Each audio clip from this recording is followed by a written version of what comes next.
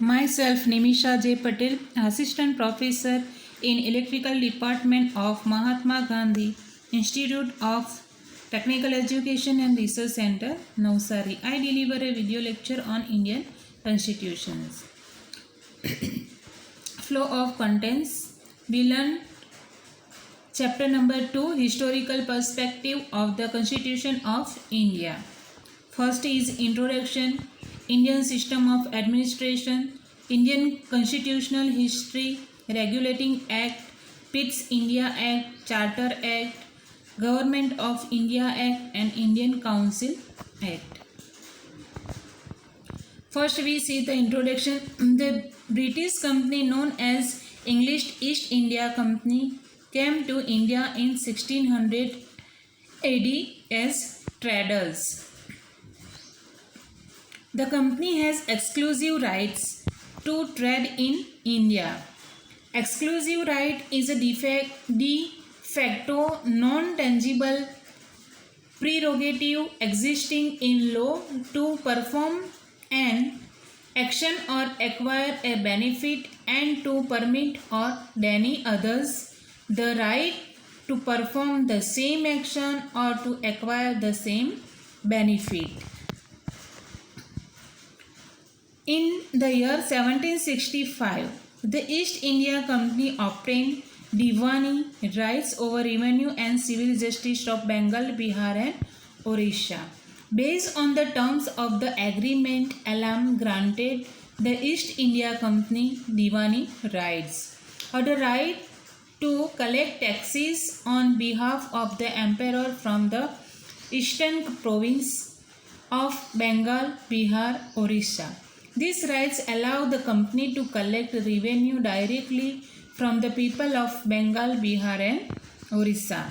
After the Sepoy Mutiny in the year 1858, the British Crown assumed direct responsibility for the governance of India. It continued up to August 15, 1947. After India is free India, means India got independence. Indian Mutiny, also called Sepoy Mutiny or First War of Independence, widespread but unsuccessfully rebellion against British rule in India in 1857 to 59 began in Meerut by Indian sepoys in the service of the British East India Company. It spread to Delhi, Agra, Kanpur and Lucknow.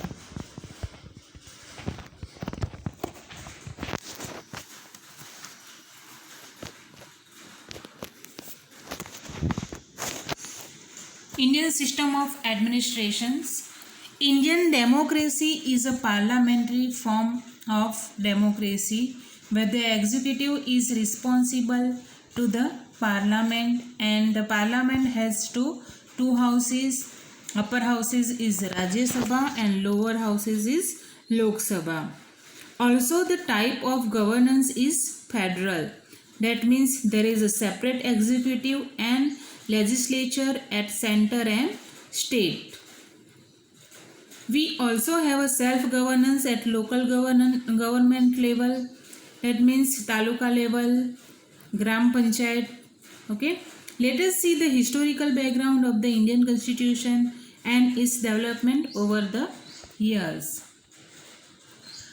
This is the overview of history of Constitution of India. In 324 BC to 185 BC, Emperor Ashoka Maurya established constitutional principles and engraved them in major rocks, pillar and on minor rocks for public to take reference. And this constitutional is known as Edicts of Ashoka. Okay. Now next is 1599 AD to 1765 AD.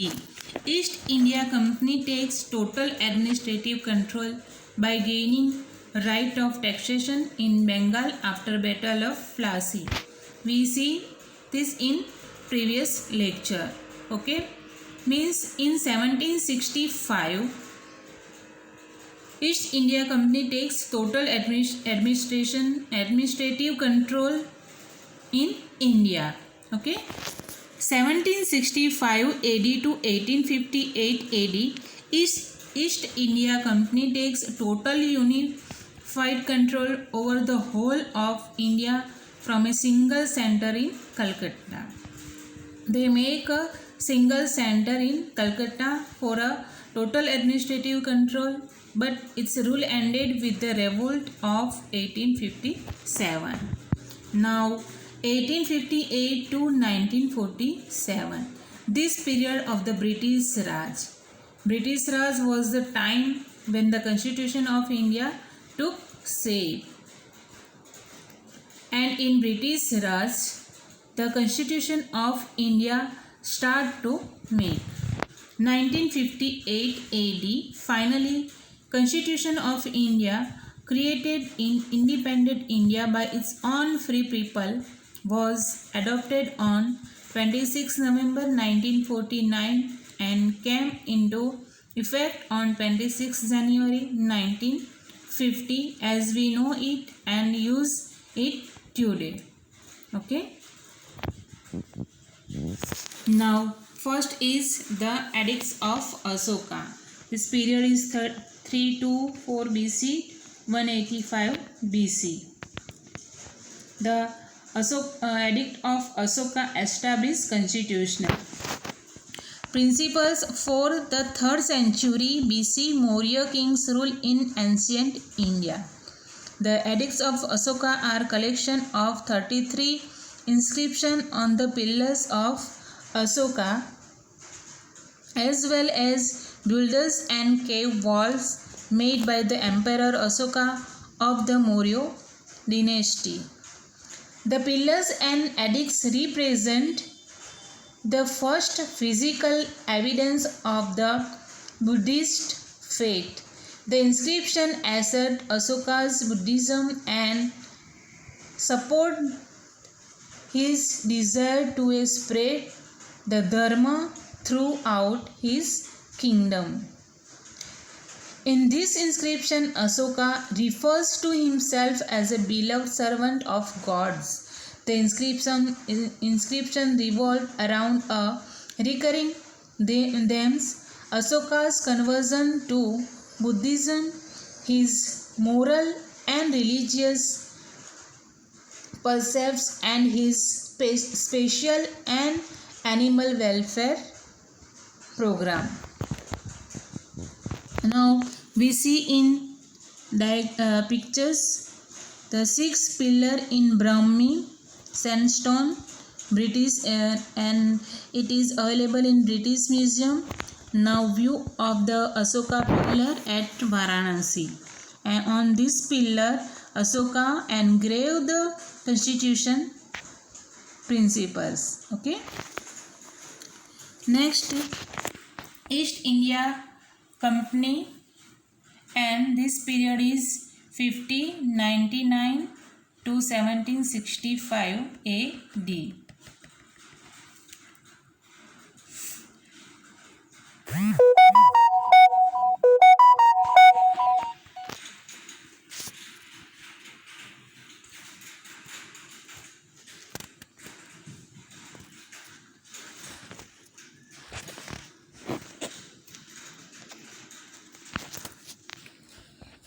Now second is the East India Company, 1599 AD to 1765 AD. In 600, the East India Company came to India as a trading company from Britain. In 1765, it became an administrative power after gaining the right of taxation in Bengal after defeating the Nawab of Bengal at the Battle of Plassey in 1757. Okay. Now we see in pictures established in 600 by Queen Elizabeth East India Company. Okay, and view of East India Company from outside. Here is inside. Now, East India Company 1765 AD to 1858 AD. During this period, the company established a unified control over the whole of India from a single center in Calcutta. We see in previous lecture different acts and laws were forced by company during this period just so company could remain in power and authority, but the company come under increasing control of Parliament of Britain and its rule ended with the revolt of 1857. Here we see the different pictures, different battles of over the India, and then they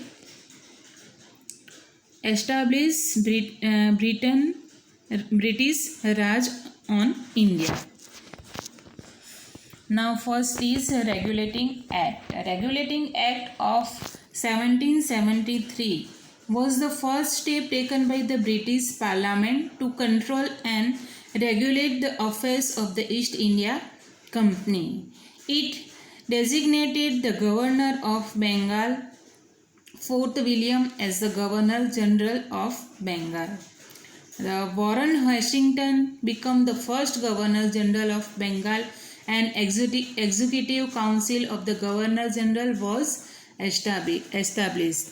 First Governor General is who is Warren Hastings became the first Governor General of Bengal. There was no separate legislative councils. It subordinated the Governor of Bombay and Madras to the Governor General of Bengal. The Supreme Court was established at Fort William, Calcutta as the apex court in the year 1775. We know about the Supreme Court. We learned these topics in previous lectures. It prohibited servants of the company from engaging in any practice, trade, or accepting bribes from the natives. Court of Directors should report its revenue.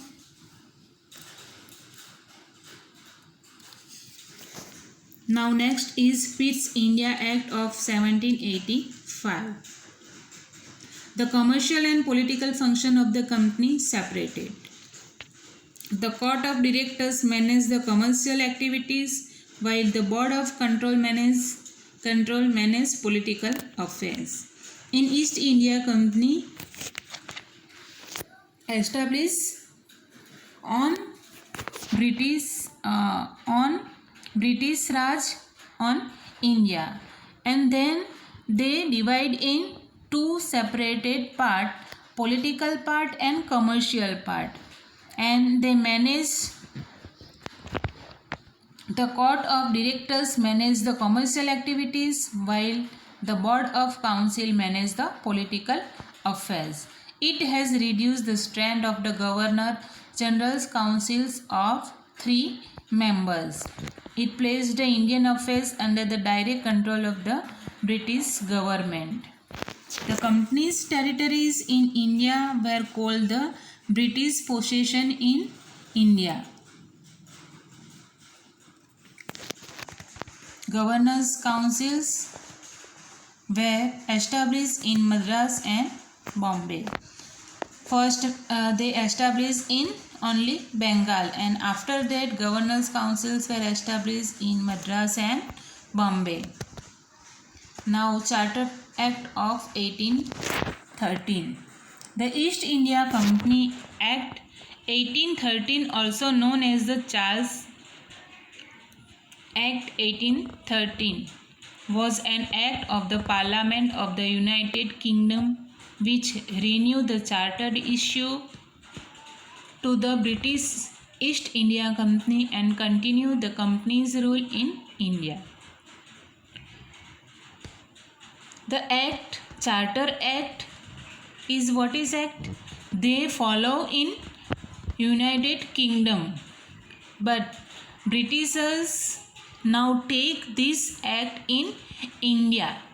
and continue the company's rule in India. The company's monopoly over Indian trade terminated. They terminated Indian trade.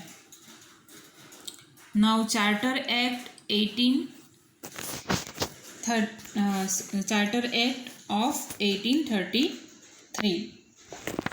A Governor General of Bengal become as the Governor General of India. Okay, Governor General of Bengal. First they established as a Governor General in Bengal, and Governor General of Bengal become as the Governor General of whole India. The first Governor General of India was Lord William Bentinck. This was the final step towards centralization in British India. So here they centralize in British India, means British Raj in India. The beginning of a central legislatures for India, as the Act also took away legislative power of Bombay and Madras provinces. The beginning of a central legislatures for India. They make central legislature for India and legislative power take legislative power of Bombay and Madras provinces. The Act ended the activities of the East India Company as a commercial body, and it became a purely administrative body. Okay. East India Company. Which activities? Activities of the East India Company as a commercial body. They come from trades and then they become a governor of whole India. And activities of East India Company as a commercial body, and it become a purely administrative body. Okay. Now next is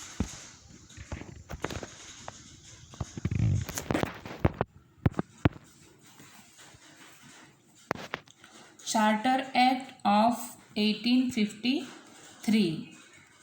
Now the legislature and executive functions of the Governor General's councils were separated. The councils of legislative purpose, which had 6 members, now was expanded to 12 members. Okay, council of legislative purpose which had a 6 member and now was expanded to 12 members. 4 out of 6 members are appointed by the provisional government of Madras, Bombay, Bengal and Agra. From 6 members were appointed from Madras, Bombay, Bengal and Agra. It introduced a system of open competition, is the basis for the recruitment of civil servants of the company. Indian civil service is open for all, as Indian as well as Britain. Okay. Now Government of India Act 1858.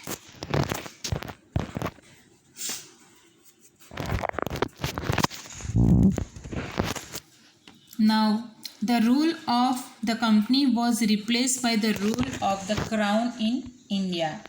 The powers of the British crown were to be exercised by the Secretary of State for India. He serves assisted by the Council of India having a 15 member.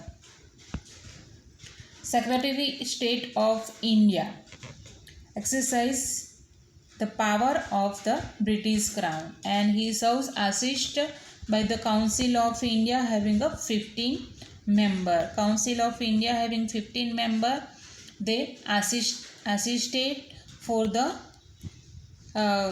power of the British crown. He was vested with complete authority and control over the Indian administrative through the Viceroy as his agent. Through the Viceroy, they have complete authority and control over the Indian administration. The Governor General was made the Viceroy of India, and Lord Canning was the first Viceroy of India. It abolished the Board of Control and Court of Directors.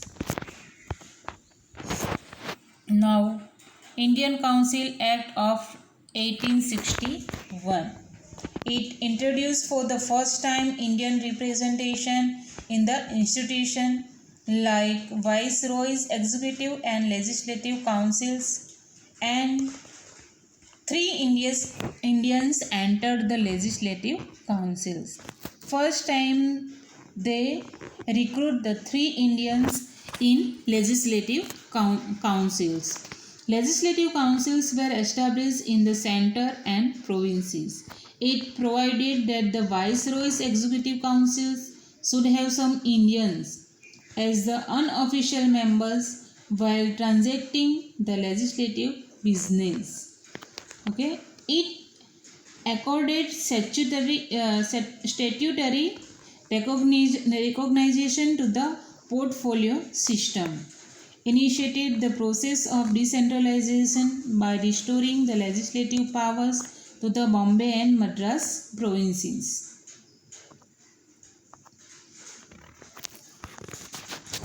Now, the history of Constitution of India, number 4.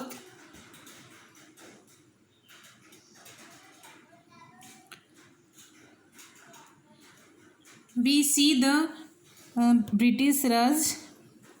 Okay.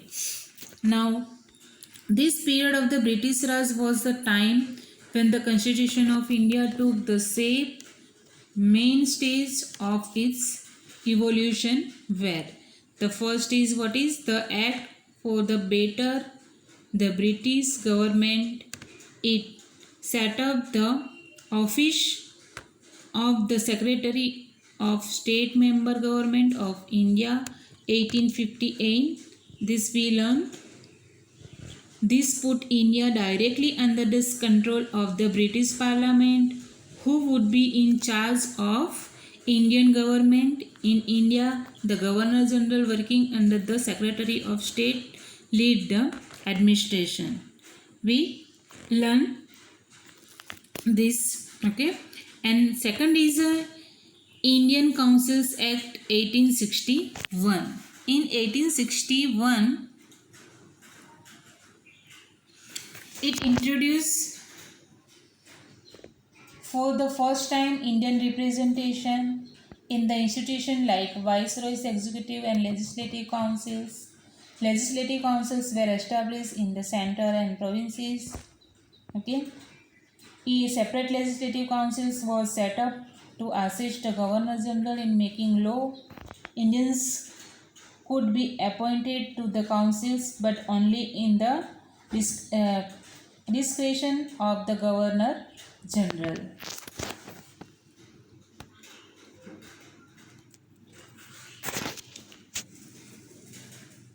Now third is Indian Council Act 1892.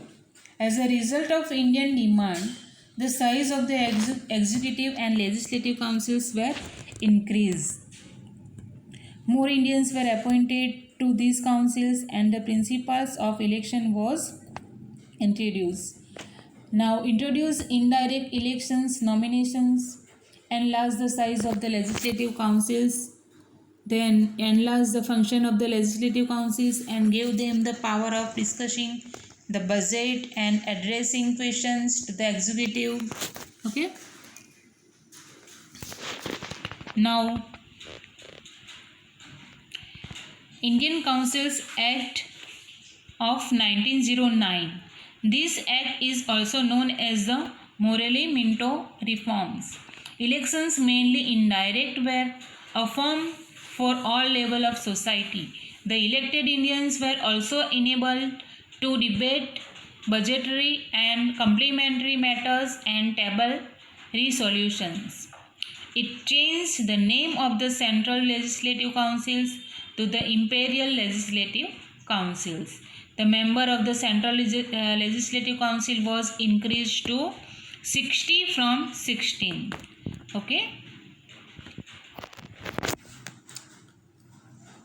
introduced a system of communal representation for Muslims by accepting the concept of separate electorate. And in first time, Indians were given place in Viceroy executive councils. And Satyendra Prasad Sinha as the law member. Now, next is we see the Government of India Act of 1919. Okay, this act is also known as the Montego-Chelmsford Reform. The central subjects were democrated and separated from those of the provincial subject. The scheme of dual governance diarchy was introduced in the provincial subject. Under the diarchy system, the provincial subject were divided into two parts, transferred and reserved. On reserved subject, governor was not responsible for the legislative councils. The ministers were in charge of subject under the transferred list. The subject included were education, local government, health, excise, industries of public works, religious and endowments, etc. Now, Indian Independence Act 1947. The British gave up control of the government of India after two dominions, India and Pakistan. For the time beginning till the constitution was made, both of them would be governed in accordance with the Government of India Act 1935.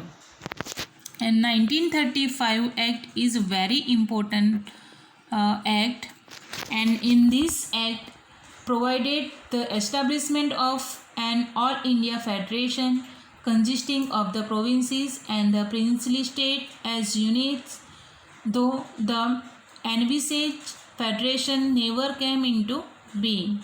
Three lists. The act divided the powers between the center and the units into items of three lists, namely the federal list, the provincial list, and the concurrent list. The federal list for the center consisted of 59 items. The residuary powers were entrusted in the Governor General. It provides for the adoption of diarchy at the center. It introduced bicameralism in 6 out of the 11 provinces. Now, questions covered in this session are: explain Regulating Act of 1773, explain Charter Act of 1813, explain different types of Government of India Act, and explain different Indian Council Act. Thank you.